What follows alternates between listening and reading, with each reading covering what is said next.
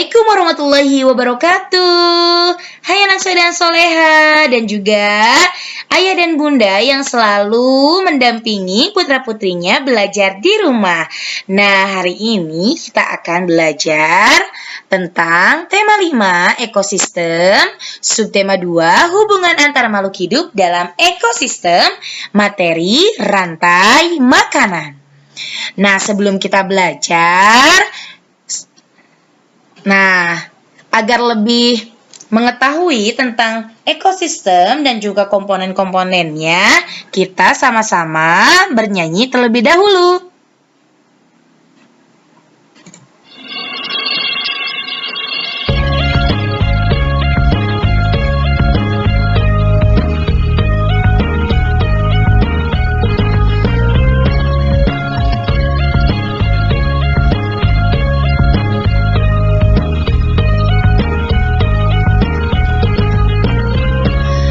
Pada hari ini kita belajar bersama tentang komponen-komponen ekosistem kita, lingkungan alam dan juga lingkungan buatan, danau, gunung, sawah, dan juga lautan.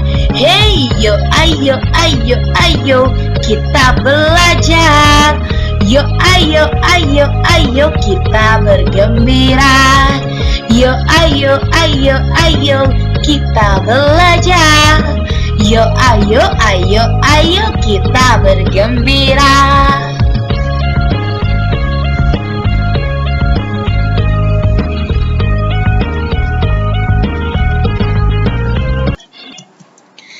Nah, setiap makhluk hidup memiliki kebergantungan terhadap makhluk hidup lainnya.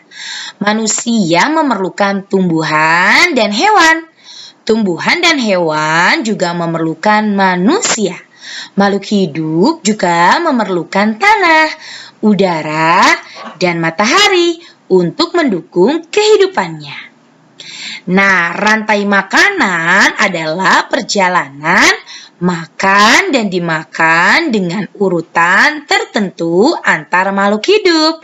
Nah, contohnya ada padi dimakan oleh tikus. Kemudian tikus dimakan oleh ular. Ular dimakan oleh elang. Setelah beberapa waktu, burung elang mati. Bangkainya akan membusuk, kemudian diuraikan oleh makhluk hidup pengurai dan bercampur dengan tanah yang disebut dengan humus.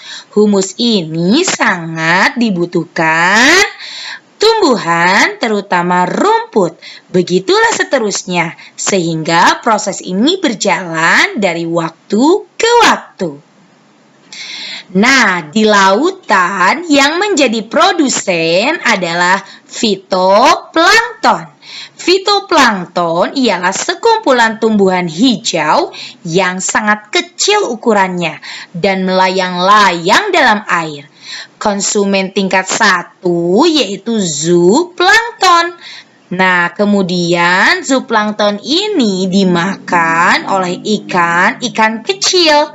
Kemudian ikan-ikan kecil akan dimakan oleh ikan sedang. Ikan sedang akan dimakan oleh ikan yang besar. Kemudian ikan besar akan mati. Nah, diuraikan oleh pengurai yang nantinya akan menjadi makanan dari fitoplankton. Nah, urutan peristiwa makan dan dimakan di atas dapat berjalan seimbang dan lancar jika komponen tersebut ada. Jika salah satu komponennya tidak ada, akan terjadi ketimpangan dalam urutan memakan dan dimakan. Agar rantai makanan dapat terus berjalan, jumlah produsen harus lebih banyak dari jumlah konsumen. Konsumen ke-1 lebih banyak dari konsumen kedua, begitupun seterusnya. Ada satu lagi komponen yang berperan besar dalam rantai makanan, yaitu pengurai. Pengurai adalah makhluk hidup yang menguraikan kembali zat-zat yang semula terdapat dalam tubuh hewan yang telah mati. Hasil kerja pengurai dapat membantu proses penyuburan tanah. Contoh pengurai adalah bakteri dan jamur. Nah, di dalam rantai makanan terjadi perpindahan energi dari satu makhluk hidup ke makhluk hidup yang lain. Perhatikan contoh rantai makanan berikut. Nah, tumbuhan sebagai produsen. Tumbuhan dapat memproduksi makanannya sendiri melalui proses fotosintesis. Jenis makanannya diproduksi oleh tumbuhan berupa gula. Oleh tumbuhan, makanan dapat disimpan dalam bentuk biji, batang, buah, dan akar. Kemudian, produsen ini dimakan oleh konsumen tingkat 1, yaitu hewan herbivor atau pemakan tumbuhan. Makanan yang dimakan hewan tersebut akan diubah ke dalam bentuk energi untuk melakukan aktivitas dan bereproduksi. Contohnya konsumen tingkat 1 yaitu tikus. Nah, kemudian konsumen tingkat 1 akan dimakan oleh konsumen tingkat 2. Biasanya konsumen tingkat 2 ini contohnya yaitu burung, bisa juga ular. Ya. Kemudian setelah ada konsumen tingkat 2, ada konsumen tingkat 3, yaitu konsumen yang memakan konsumen tingkat 2, contohnya burung elang. Kemudian pada saat konsumen tingkat 3 itu mati dan membusuk, nah pada proses pembusukannya tubuhnya akan terurai oleh mikroorganisme seperti bakteri dan jamur. Hasil penguraian ini akan diubah oleh mikroorganisme dalam tanah sebagai bahan makanan tumbuhan seperti rumput.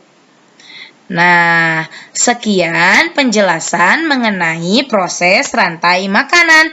Terima kasih, sampai bertemu lagi di materi selanjutnya. Wassalamualaikum warahmatullahi wabarakatuh.